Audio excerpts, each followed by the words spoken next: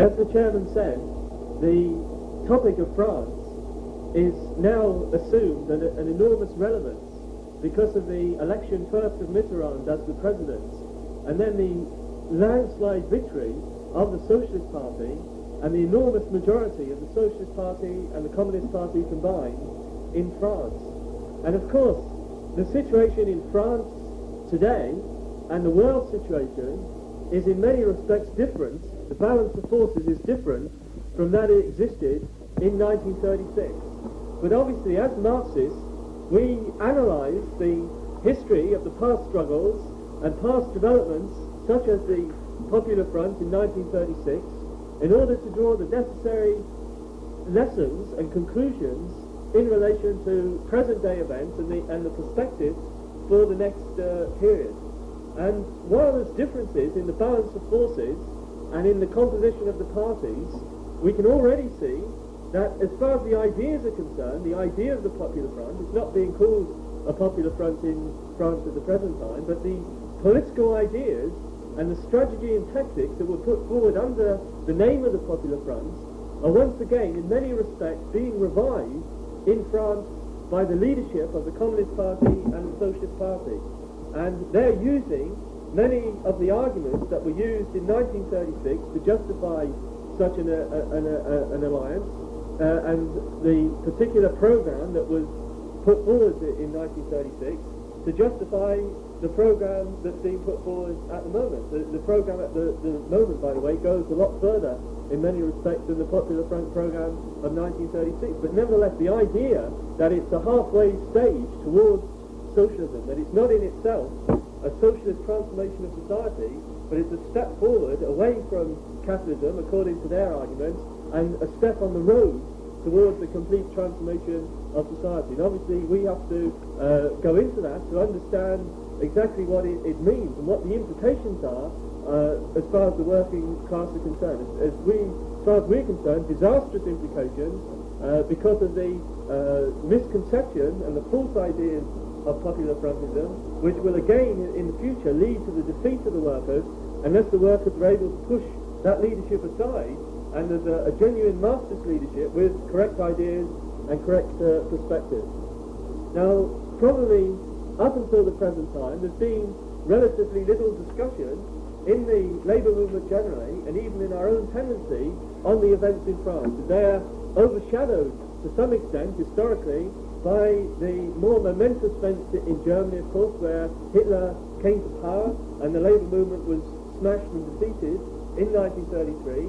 And on the other hand, by the Spanish Revolution, which was also set in motion in 1936 by the election of the Popular Front in Spain, and where the 3 years of civil war, of really revolution and civil war in Spain, tended to overshadow the events in France, or Britain for that matter, and some of the other countries. And for that reason, there's probably not so much general knowledge of France as there is of Spain and some of those other countries. And that's all the more reason to go into that now.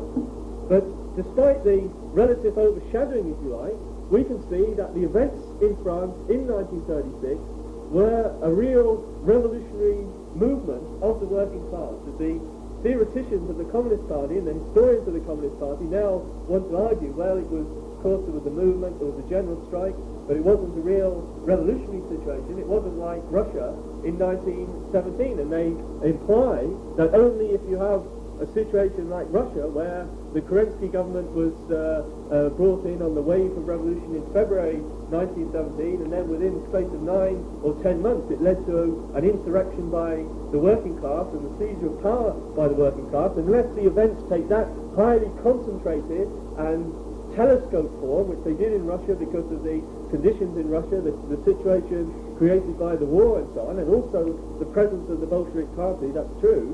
But unless they take that concentrated form, it can't be a revolution. But yet in France, we have the situation where in the general strike that broke out with the election of the Popular Front, and there were really 2 general strikes. The first one lasted a few days, and it came to an end with the Whitsun bank holiday because the workers weren't sure of the situation. They felt they'd make gains, and then they went back.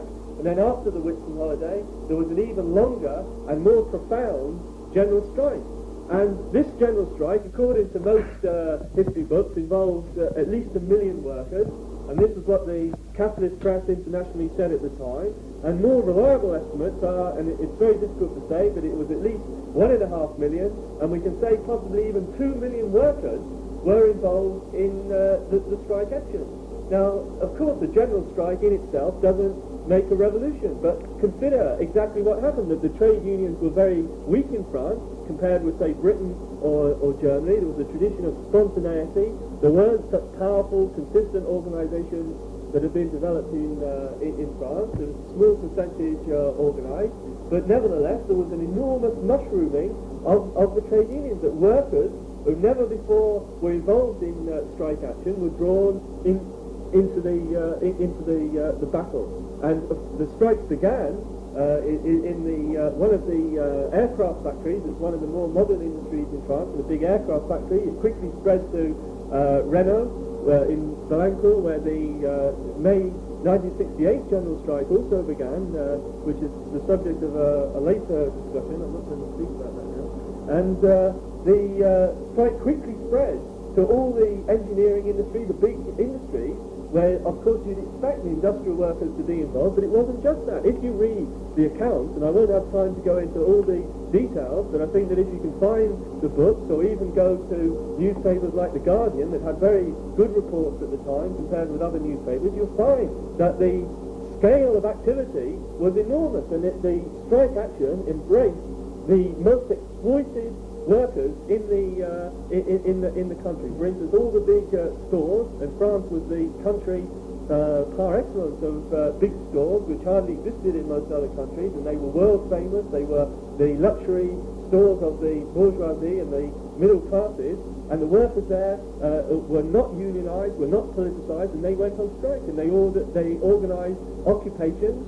And that was another thing, that the strike it wasn't just a general strike, but it really developed a new form of strike action, which was the sit-in strike, or the occupation, where the workers took over the factories, that they quickly set up committees, they organized security, they organized rotas and so on for the pickets and for food and supplies and all the rest of it.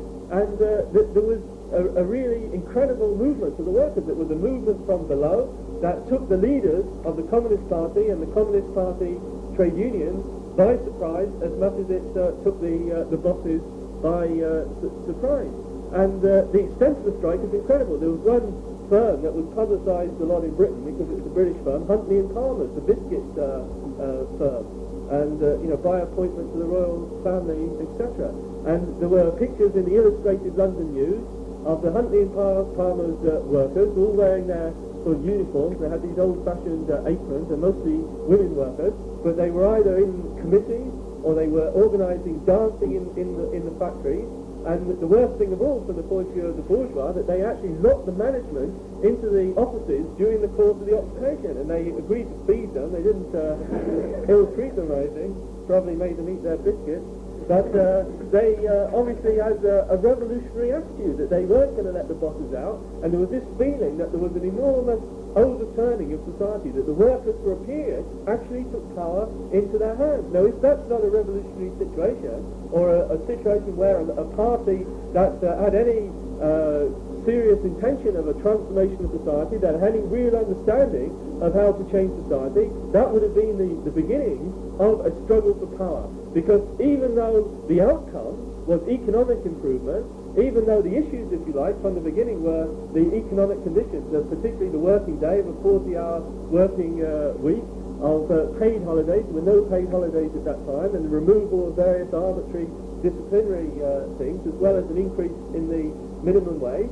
It began with economic demands, of course, but you can never limit a general strike of that character to economic demands, because the very fact that the workers have the factories, that they expel the bosses or they lock the bosses into their offices, means that for a time the workers have the power in their hands. And while it was going on, just as in May 68, although it wasn't on such a big scale, that it paralysed the forces of the state and society, that the police were sympathetic, they couldn't be used. None of the reactionaries dared to demand even the expulsion of the workers from the factories. It was even raised in the assembly, and they said to Blum, look, you are presiding over illegal occupations and so on. And he said, well, I agree they're illegal, but is any member of the assembly proposing that I send in the police to expel them? And he kept saying, are you, do you want the police to go in? And there was not one deputy in the assembly who dared to say they should send the police in. And he said, no, of course not. Even the bosses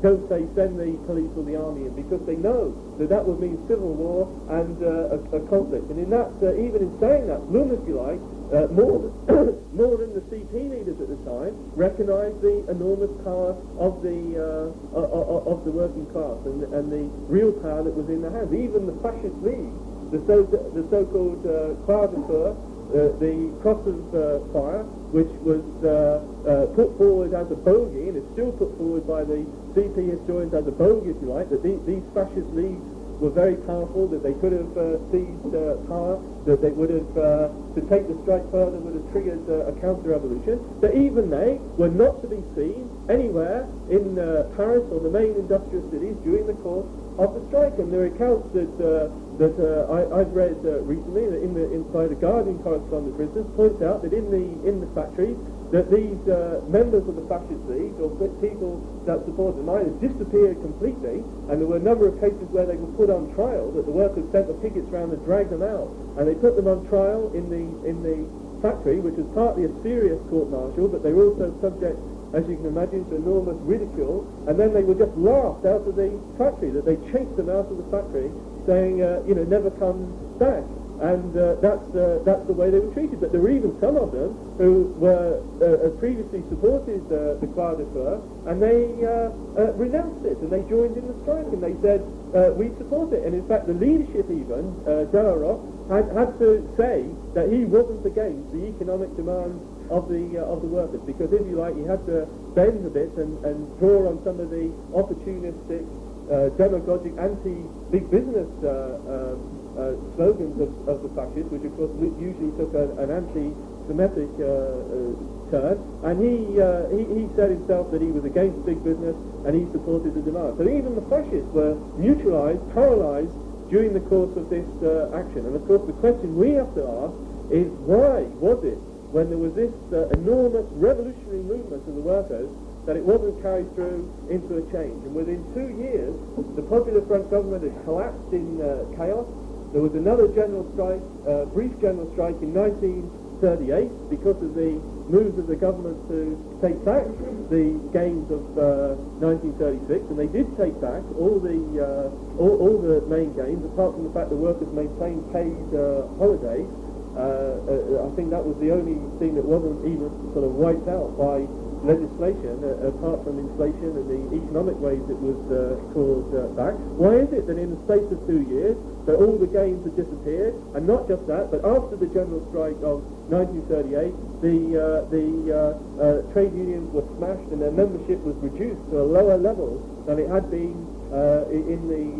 since the early period of the 1920s. And that's of course the key question that we have to deal with. Now, before we do that, we have to go back, if you like, to fill in some of the preceding events from the point of view of the tendencies within capitalism itself, and also the development of the parties, particularly, of course, the Communist Party, which wasn't just one Communist Party in France, but was part and parcel of the world, by that time, Stalinist CP, and that they were parties that were rigidly controlled at that time by the Communist International, the Comintern, from Moscow, and that they weren't at all democratic bodies of the workers, that they were really an agency of the Stalinist bureaucracy on the international arena and within France, and we have to take that into account. And as far as the tendencies within capitalism are concerned, which I tried to deal with briefly first, that has to be our starting point, because unlike the CP or the other so-called Marxists, that we don't just say, well, revolution is a good thing, that we will seize any opportunity to carry through a socialist transformation of society. We understand, as Marxists, that the movement of the workers is primarily, even if you have a mass communist party or a mass socialist party, that they can be decisive in a revolutionary situation. But revolutionary situations arise from profound economic and social movements. They're not just like the weather that come about accidentally and in a completely unforeseen way. And therefore we have to view, just as when we're discussing France at the present day, we analyse the economic situation, the balance of forces in society, the class relations and so on, that we have to do that for that time. And what we see is that 1936 wasn't just an event confined to France, as I mentioned, but it represented an acute crisis throughout the capitalist world. But it was a crisis that was primarily a political crisis, or a crisis in the class relations, that came about really on the basis of a slight recovery in the capitalist world economy, and particularly in a number of the key capitalist countries. Because as you know, and I don't want to go back too far in this period, but in 1929-31, that was at the end of one phase, if you like, when there was the Wall Street crash and the world economic recession, where there was an acute economic and financial crisis throughout the capitalist world. It hit all the main capitalist countries. But because of the weakness of the workers and the fact that they were largely defeated at the time of the 29-31 crisis, the capitalists managed to bring about a certain stabilization on the basis of mass unemployment, a driving down of living standards, a reorganization of industry to some extent. They began to give more investment to the modern industries. That's when the motor car industry, aeroplanes, electrical industries first began to develop they were still a small part of the economy, but when they first began to develop big factories and a sector of the economy devoted to those new industries. And by 1935, 1936, there was a recovery as far as the economy is concerned. In relative terms, of course, they were still in a general situation of dire crisis that wasn't overcome until after the Second World War, but there was relatively a recovery, and the workers began to feel more confident. There was a turn in the situation, and the unemployment began to turn down slightly. That as production picked up, the bosses always have to make some concessions in order to get more production out of the workers, and they have to give incentives at least to a section of the working class, and the workers began to feel their strength. And that's why in Britain there was a swing towards the Labour Party. The unions began to be more active in 1934 and 35 in Britain, with the big unemployment struggles as well. But similarly in Spain, there was a new upsurge that brought the Popular Front there, and so on, and that this affected France as well, and that the French workers began to feel more strength, and there began to be a push, if you like, a demand for action. But because of the limits of the labour movement, it didn't really make any tangible gains until the election of the Popular Front. They were completely frustrated on the economic plane because the trade unions were weak, that they weren't effective, and the economic grievances, the industrial grievances accumulated and built up, and then suddenly, really as in the last period in France, they were given the opportunity in a general election to elect a Popular Front government, and that was given what at that time was a really sweeping victory in the polls. Now, why was it that the Popular Front came about? Because in the period of the early 1930s up until about 1933, the beginning of 1934, there was the situation of an acute division between the mass workers' parties. The Communist Party, up until that time, under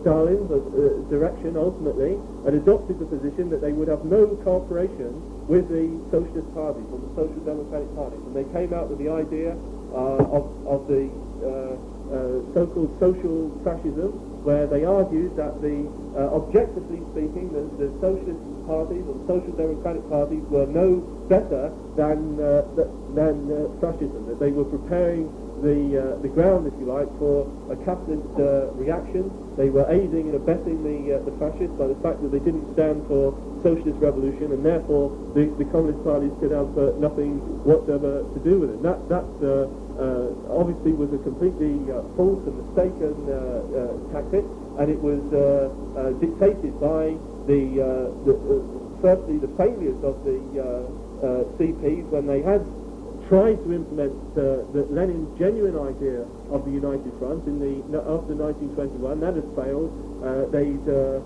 Their opportunist tactics of that period failed, and so they swung to extreme ultra-left tactics, where they rejected any form of alliance or cooperation with the socialist parties. On the other hand, and again, we shouldn't have a simplistic view of this. We have to see that there's an interaction of the needs of the Stalinist bureaucracy from the point of view of the foreign policy interests of the Russian bureaucracy. On the other hand, there's the situation in France or the different countries themselves, where the CP leaders reacted to the moves and the objective situation in that country. And there's also, of course, the position of the Socialist Party leaders themselves, because they too had contributed to the split within the labour movement by the fact that they, after the Russian Revolution, had developed a anti-Bolshevik position. It was originally anti-Bolshevik, later it became anti-Stalinist, but because of the pressure of the bourgeoisie and the petty bourgeoisie on the socialist parties that mainly had a leadership drawn from the middle class or even the sort of intellectual elements of the bourgeoisie itself, they tried to, if you like, keep their authority in the eyes of the capitalist class by refusing to have any alliance with the communists and having any policies that appeared to favour or support the Soviet Union. And therefore they contributed to the split as well. And it suited them very well to have the CP say that there would be no alliance. But this changed and brought about the Tribune Front. And we have to see that there are objective reasons for that. It's not just an arbitrary change on the part of the leadership. And of course the main reason was the defeat of the working class in Germany, the devastating smashing of the workers, and the fact that Hitler seized power and began the atomization, not just of the workers' organizations, but of the working class itself, of establishing a fascist totalitarian dictatorship, which of course meant that not just the CP leaders who were sent to the concentration camps if they hadn't escaped into exile, but also the socialist leaders and the leaders even of radical or leftist groupings of any kind were suppressed and even murdered or later murdered by the fascist regime, so that the Socialist Party leaders themselves were forced to recognize that capitalist reaction didn't just mean that the CP would be wiped out, which they probably wouldn't have wept too many tears about, but meant that they would be wiped out as well, and that their own necks, if you like, were at stake, and therefore they began to swing in the other direction of popular frontism. And the same applied to the CP, that the CP, the Stalinist policies of the German Communist Party, again dictated in an arbitrary and completely undemocratic way from Moscow, contributed to the victory of fascism in Germany. But they themselves were forced to switch by the victory of Hitler, and they began to look in another direction, and that they came out again from the top. There was an article in Pravda which changed the line very suddenly. It was only later that it was discussed by the executive of the Communist International and by the different bodies of the Communist Party to say, well, we had to implement a new policy of the People's Front, or as it soon became then the Popular Front. And they put forward the idea of an alliance with not just with other workers' parties, which was the original idea of the Workers' Front, of the United Front, but with bourgeois parties also, and on a program, not of socialism, not a socialist program, but a program of the defense of democracy against fascism. And that was given particular impetus, if you like, in France in February of 1934 by the fact that there was what seemed at the time and could have led to a seizure of power, or an attempted seizure of power, by the fascist league in France. And so the bending of the leadership, if you like, came together with a genuine, spontaneous movement from the workers for united class action, and even before the leaders had worked out the form of the Popular Front that the workers had begun to combine together in order to defeat the onslaught of the Croix de Feu and the other fascist elements in France. Because in 1934 there was the culmination of a scandal that was known as the Stavisky scandal, which the details of which are extremely involved and scandalous and horrendous, that I don't intend to go into at the moment. But the details, in a way, are not that relevant, because they were taken to be, by the workers at the time, just symptomatic of the rottenness of the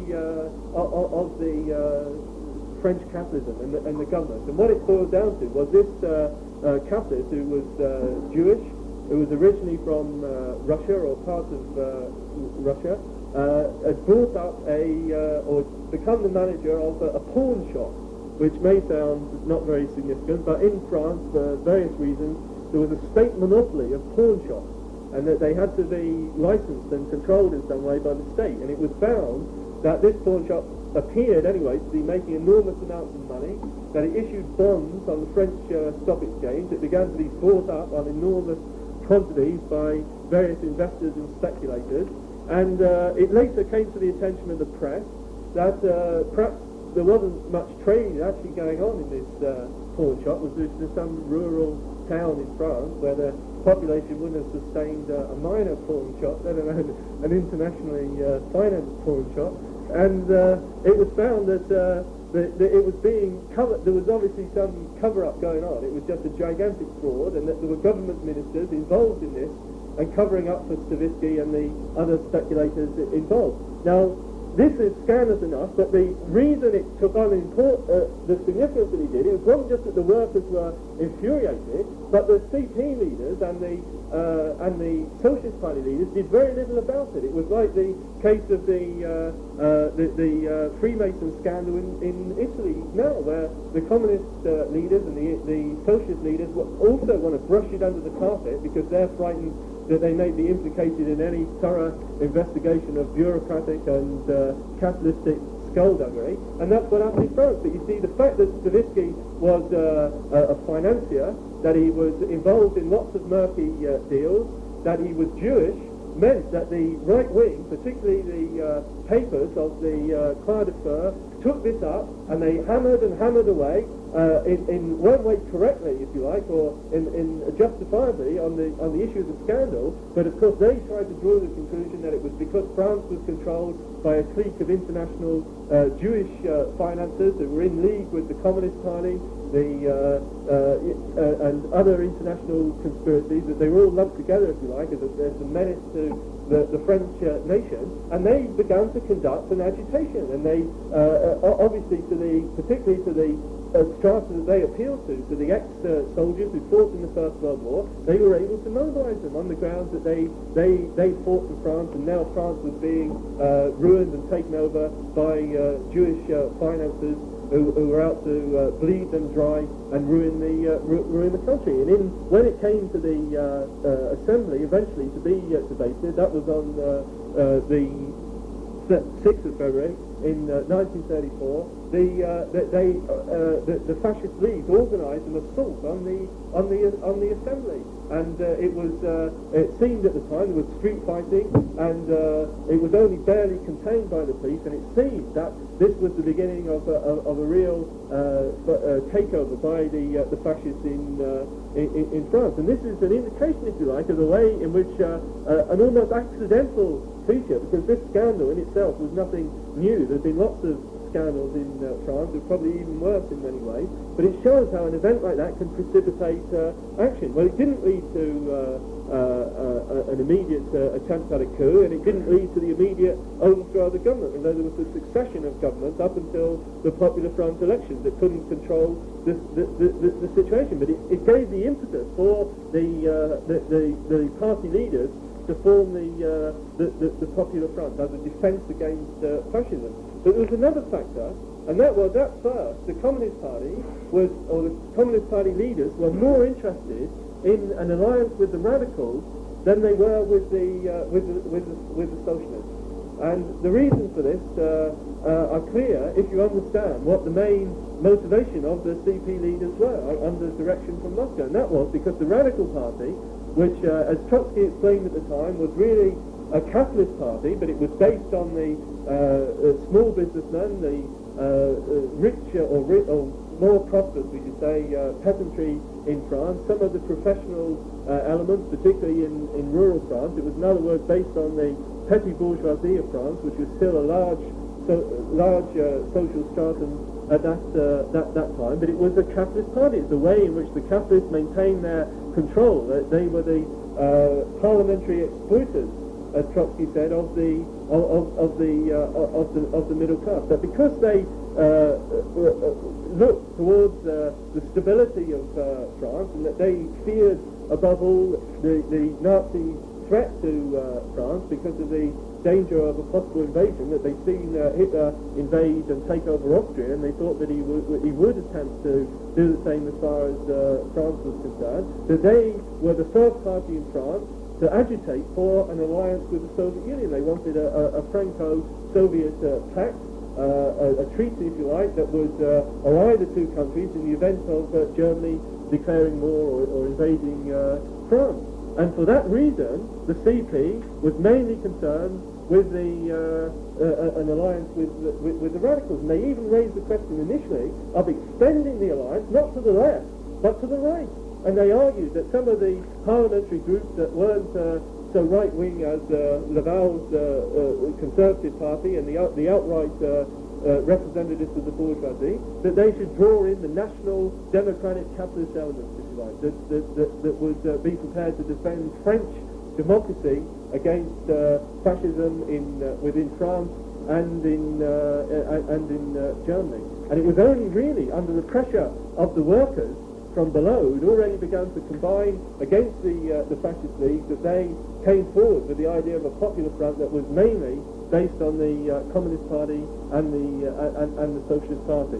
But as I said, it was still limited to immediate demands. That they had a number of economic demands which came up anyway in the general strike, of a 40-hour week, of paid holidays, of reforms as far as insurance and health were concerned. That it also called for the nationalisation or state control of the Bank of France, which wasn't at that time completely under the control of the government, and also the nationalisation. And the only element of nationalisation was really the nationalisation of the munitions industry, which was partly on two grounds. One was that in France, like a lot of industries that the state had an interest in, it was a gigantic fiddle for the capitalists and the financiers involved, and also because there was a genuine feeling, if you like, from workers that if they were being asked to prepare for the defence of the country and so on, that it should actually be the state that was responsible for this defence, and not the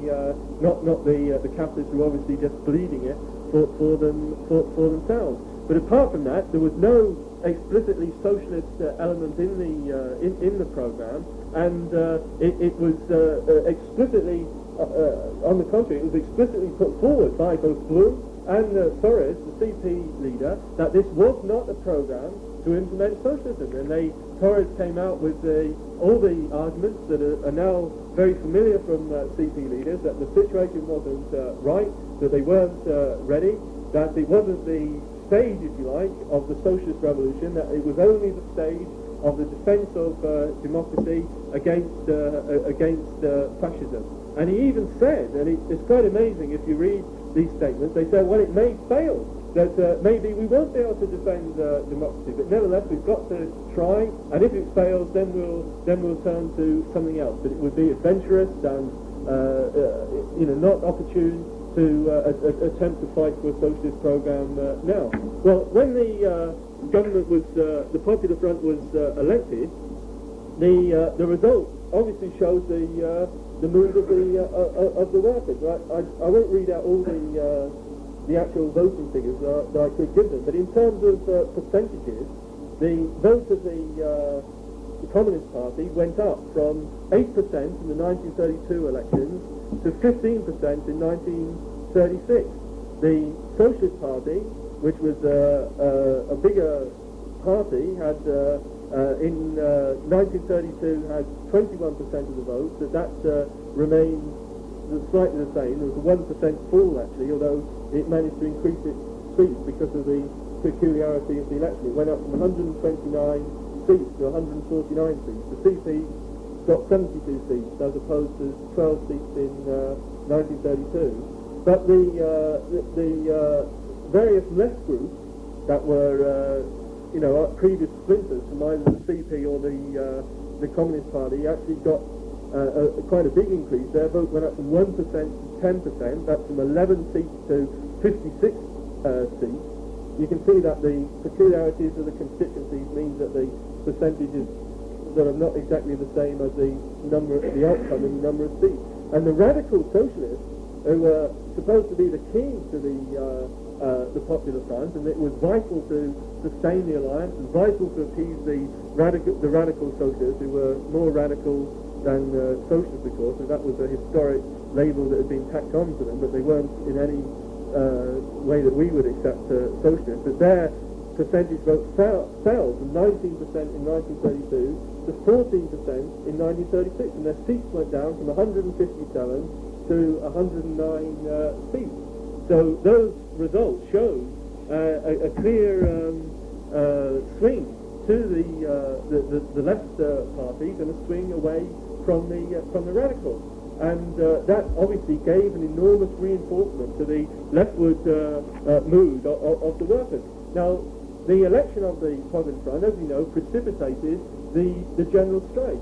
That hasn't happened in France this time because we've tried to explain in the paper the situation is slightly different. But the main reason that the strike was precipitated in 36 is because the workers themselves, from the very beginning, were quite rightly very suspicious and very distrustful of the intentions of the Popular Front leaders, particularly Blum, the Prime Minister of and leader of the Popular Front, to implement the program fully of the Popular Front. And this was reinforced by the fact that Blum immediately began to make reassuring statements to the big businessmen and to the banks, that he said he wouldn't devalue the franc, that they would repay the war loans and to the United States, and various other things, just as Mitterrand has done, except Mitterrand has been very cautious about that. He's tried to do it behind the scenes and not allow it to become a sort of prominent part of his campaign before the second round of the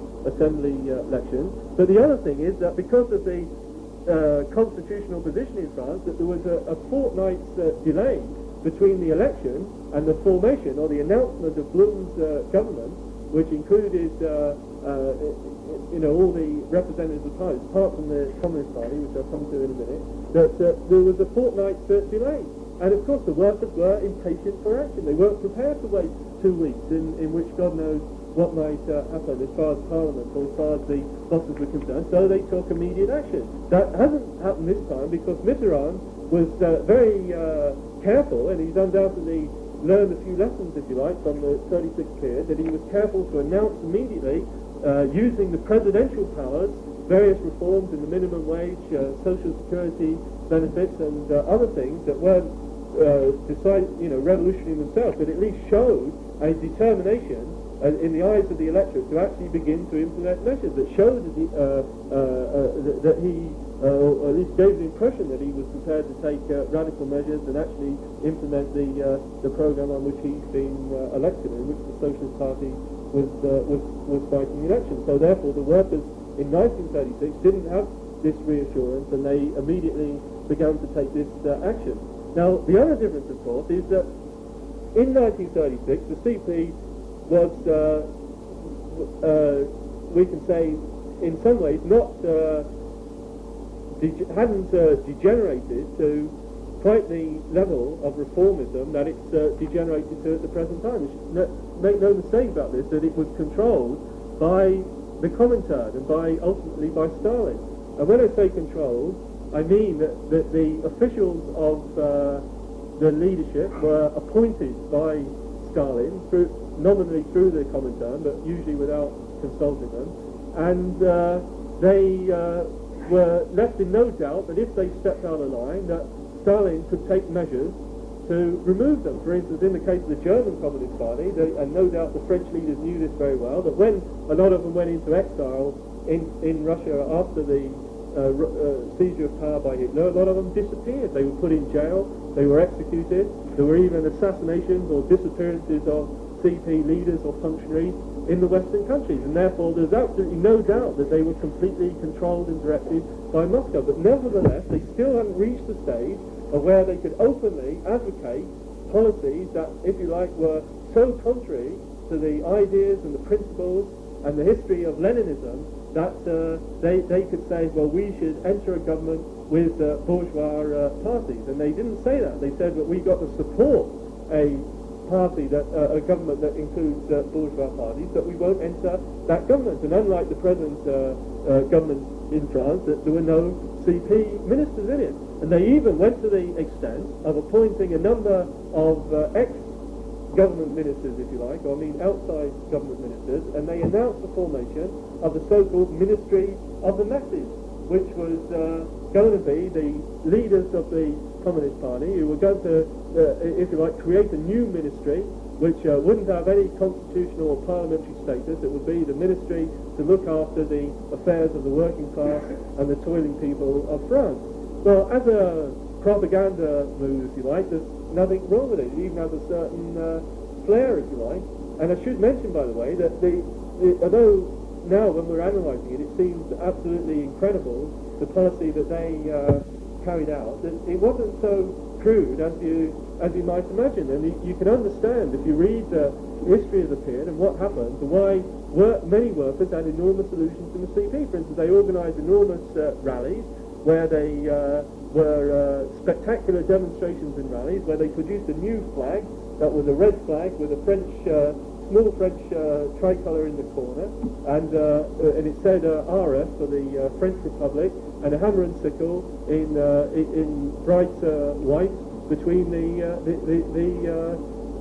RF on the flag, and that they had massive demonstrations where they gave the impression of being, as they were, a strongly organised force, that they were serious about the change, that they were going to actually support the workers making enormous gains within the framework of the Popular Front. But as I said, that they were actually surprised by the general strike. They didn't initiate it. They controlled it. The CP, through the CGT, largely controlled the general strike, and that they used all their influence and all their political powers of persuasion and all their organisational weight to bring the strike to an end as soon as possible. And that's why Trotsky said, with quite rightly, with absolute justification, that the Popular Front was really a strike-breaking conspiracy.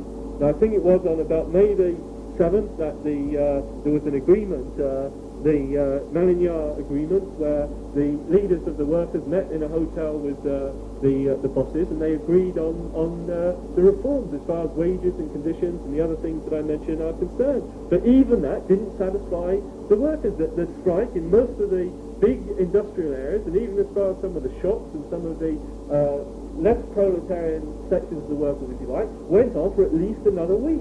And the workers weren't prepared to go back on the basis of a written agreement, that they feared, with good reason, that the bosses wouldn't actually implement these agreements. And they wanted personal meetings with the bosses himself. For instance, in Renault, they insisted on meeting Monsieur Renault himself to get him to say to the workers in a mass meeting that he accepted all these deals, and he refused for several days. He obviously didn't really intend to implement it originally. He sent the management to sign agreements and so on, and they were even at that stage hoping they could wheedle their way out of it. But anyway, they forced these agreements from the bosses individually, and in most cases they were immediately implemented with the resumption of production. But the play by the CP was to gradually dissipate and diffuse the energy of the workers. And as we said before, this will be raised again in the discussion on France in 1968, that a general strike can't be sustained indefinitely. General strikes are exceptional events. They arise from an enormous upsurge of the movement and the energy of the working class. It takes enormous events to precipitate a general strike. It's a result of really years of accumulated frustration and grievances and so on. And once they've begun, they've got to go in one direction or the other. Either they're taken as a movement towards power, that the fact that the workers have seized power and taken over and displaced the bosses and the state apparatus, at least temporarily, has got to be carried through to a conclusion. And that means the workers have got to take over production, organise a plan of production to break down the old state apparatus, which would of course mean disbanding the army and the police and the state bureaucracy, and forming a new state apparatus that would be based on Soviet-type organisations that would, or workers' committees, or whatever they would be called, to involve the mass of the workers in the running of the economy, of the state, and society generally. And of course, the aim of the workers' leaders, particularly the CP, was not that, and they didn't even claim it was that. They argued that they couldn't go forward to a socialist revolution, and that they were as afraid, in reality, of this movement as the bourgeoisie itself, and therefore they used all their influence and their pressure to diffuse and dissipate and, if you like, let off the steam that had accumulated to get the workers back to work. And gradually, of course, that's what happened. There was no alternative leadership. There was a left wing in the Socialist Party that was critical of the Popular Front and the policies of Blum and the CP, but it was a very amorphous and confused left wing. It tended towards pacifism, and that's a warning for now, if you like. It was preoccupied with the question of rearmament or some of them were. The others were preoccupied with getting rid of all arms. They posed the main danger before the workers was an invasion or whatever by Germany, and they didn't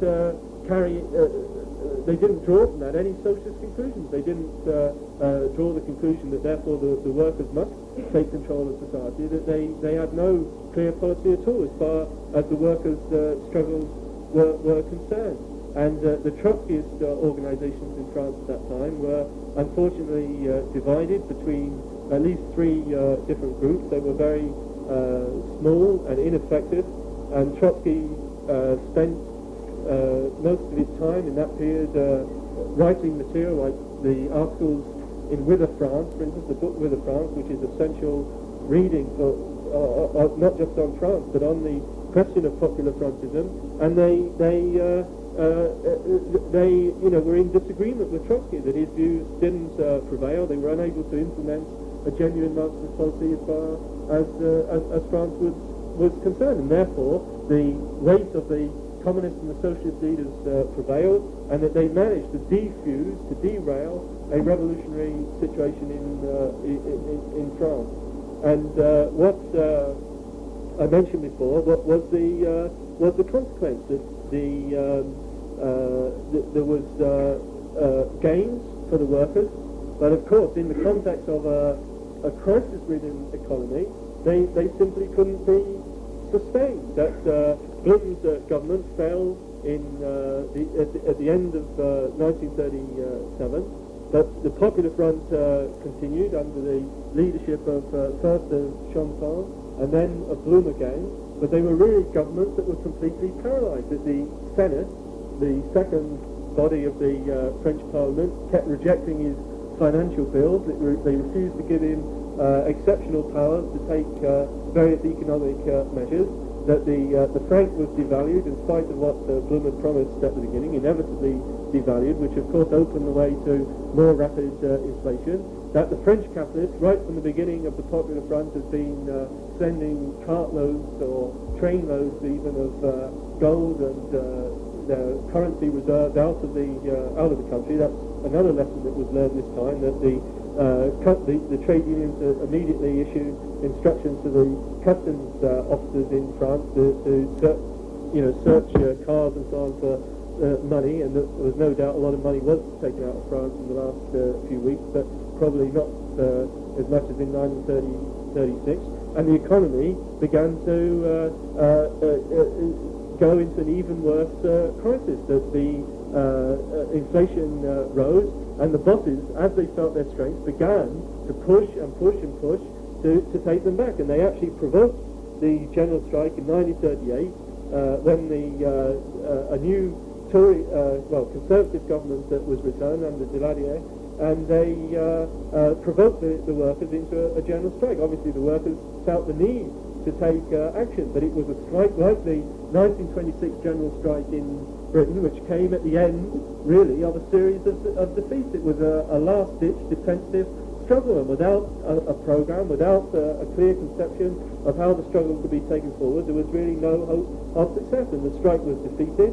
As I said, the trade union organizations fell, the enormous gains in membership was wiped out, and it fell back to the level of the early 1920s, and that there were actually laws introduced, or orders, presidential orders, that annulled virtually every single concession that had been gained in 1936. The first one was the 40-hour week was abolished, and as I said, the only thing that was really maintained was the idea of paid holidays, but even that wasn't, of course, necessarily honoured, depending on the situation in various enterprises. And of course, France slipped into more and more of a crisis that became bound up with the international crisis. And in 1939, of course, there was the outbreak of war between fascist Germany and France. And it wasn't just a war between two nation states, but the majority of the French bourgeoisie immediately capitulated, and through Pétain, they obviously created a stooge regime. That these regimes are now usually called Quisling regimes, after the bourgeois stooge in Norway, but Pétain was just as much a Quisling as Quisling himself, and that they ruled part of France anyway that wasn't directly occupied on behalf of the German fascist state, on behalf of German big business, and therefore the end result of the Popular Front was fascism, really indirectly, not in such an acute form, but fascist occupation of most of northern France and industrial areas of France, and a stooge regime that was virtually as bad as the fascists in Vichy France, where, of course, the same conditions by and large applied. The annulment of trade union rights, there was the arrest of political activists, there was the deportations of French activists and workers, and of course the Jewish population of France to concentration camps in Germany or Poland, and so on. In other words, the workers suffered the worst consequences of the victory of fascism in Germany and on a European scale, and that was the outcome of popular frontism. Now we have to draw the conclusion, which would seem obvious to any one who studied the ideas of Marxism, whether it's Marx himself or Lenin or Trotsky, but even, we'll say for the benefit of the CPers, that for even of Lenin's ideas, that this wasn't just an accidental defeat, that it wasn't just that this strategy could have worked, but it didn't work under the circumstances. It's what they say in relation to Chile, of course. Well, there was nothing necessarily wrong with the strategy, but you can't guarantee that it's always going to work.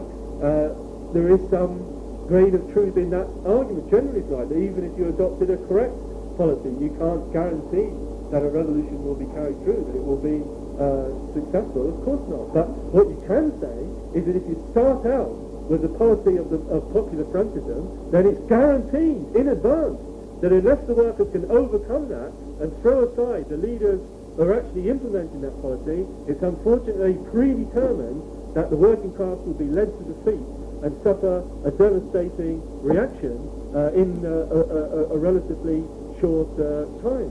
And that was undoubtedly the consequence at that time, that they'd taken the idea of the United Front put forward by Lenin and Trotsky in the Communist International in 1921, where they argued, of course, that if the communists were in a minority, or the communist trade unions and the Communist Party was in a minority, they had to form an alliance with other parties, but that was workers' parties, and that the alliance had to be formed not just from above as an agreement for the convenience of the leaders, from below. In other words, there should be action committees, or in other words, Soviet type of organizations that bound the workers together in action to actually fight fascism, not just say they were defending democracy against fascism, but to actually clear the fascists from the streets, to sustain and develop the power of the workers, and above all, that the different workers' parties, and of course the Marxist party involved in this United Front, would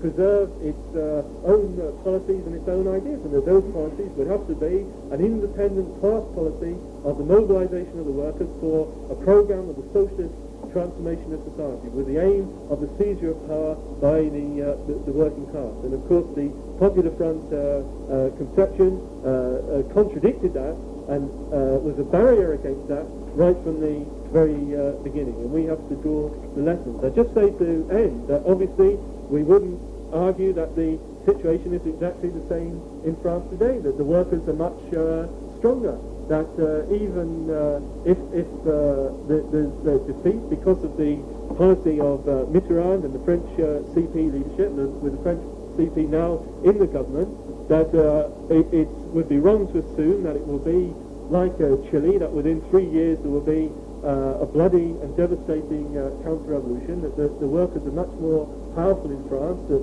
there's a question of the effect on the other European working class, but nevertheless we can say with certainty that it can't lead to success as far as the workers are concerned, that even the reforms will be implemented, maybe, the capitalist class will take a step backwards in order to prepare for a reaction later as the economy moves into more difficulty and the workers begin to be disillusioned with the socialist and the communist leaders. But nevertheless, it is a recipe for defeat for exactly the same reasons that the Popular Front government was a recipe, or Popular Frontism was a recipe for defeat in 1936. And we have to draw the lessons, we have to study it thoroughly. The comrades will be discussing it now, but we have to thoroughly discuss and assimilate those lessons in order to apply them to the task that face not just the workers in France at the present time, but the workers in Britain and in other countries where there will also be moves towards Popular Frontism in the future.